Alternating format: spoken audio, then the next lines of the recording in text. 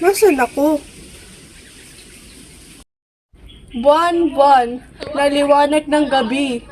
Ikaw na ang lahat ng nakakita ng lihim ng daigdig. Nakikita niyo ba siya ngayon, si Laura?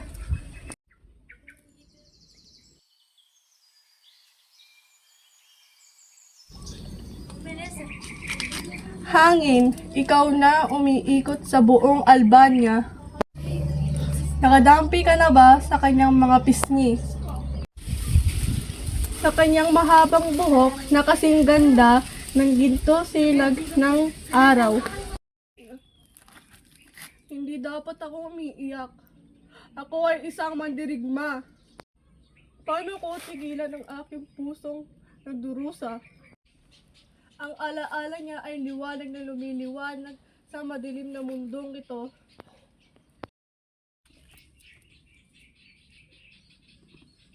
Sabi niya, hintayin niya ako. Ngunit, narinig ko ang usap-usapan tungkol kay Conde Adolfo na maglalakbay siya papunta sa palasyo at isasabi sa kanila na namatay na ako sa digmaan. Hindi yung mangyayari. Si Laura ay mabuti at matapat. Hindi niya yun gagawin sa akin at hindi niya ako iiwan na basta-basta. Ang pag-ibig niya ay tanging lakas na nagpapalakas sa akin ngayon. Laura, kung marinig mo man ako ngayon, sana hindi mo makalimutan na ang isang mandirigma na handa ibigay lahat pa sa'yo.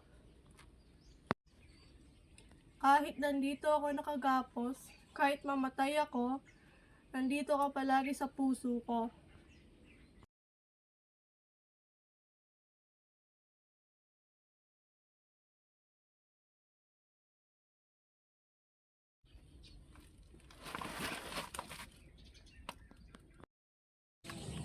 Florante, huwag mong kakalimutan ang digmaan ay hindi biro. Ingatan mo ang sarili mo. Ito, ibigay mo sa akin ito pagbalik mo. Basta't nasa iyo ito, alam kong ligtas ka. Huwag kang maggalaw, Florante. Mas lalong sasakit lang yan.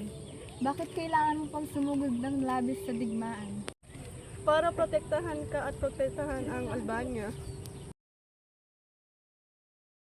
Kung saan ka ngayon, alam mo ba na ako'y nabubuhay pa? Na ako'y nakagapos dito sa gubat nito? Iniisip ka na walang tigil. Sinabi mong hihintay mo ako. Sinabi mong ikaw ay tapat.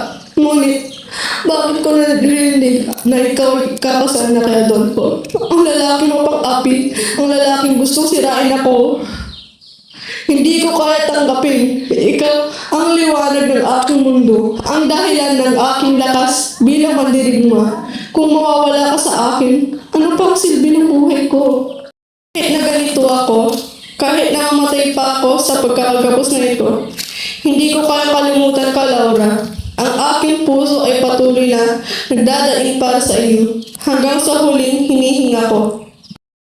Bathala, bakit mo pinapahirapan ng isang taong walang ibang hanggan, kundi magmahal at maglingkod? Binigyan mo ako ng lakas para ipatanggol ang bayan. Ngunit, Bakit hindi mo ako bigyan ng lakas para makalaya at makita muli ang aking minamahal? Sa kagubatan kung saan nakakulong si Florante, dumating ang isang makapangyarihang giyerero mula sa Persia, si Aladdin. Naglalakbay siya at hindi maiwasang isipin ang babaeng pinakamamahal niya. Mahal na Florida, paano ko matatanggap na ang sarili kong ama ang nagnasang agawin ka?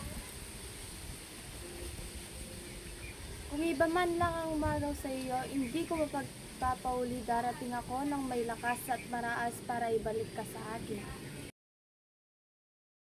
Habang patuloy siyang nagdadalamhati sa kanyang mga problema, bigla niyang napansin ng isang kalagayan na magbabago ng kanyang paglalakbay. Pag-ibig, kahit lang ang sariling anak, kayang itakwil at pagtakbuhan. Kung ito ang hiling ng puso, ngunit ako hindi papayag. Hindi ko hayaan na mawala ka sa akin kahit sino pa ang makasagaran. Sa isang sulok ng kagubatan, may isang ama na pinaglalantakan ng kapangyarihan ni Conde Adolfo at ng kanyang mga tauhan.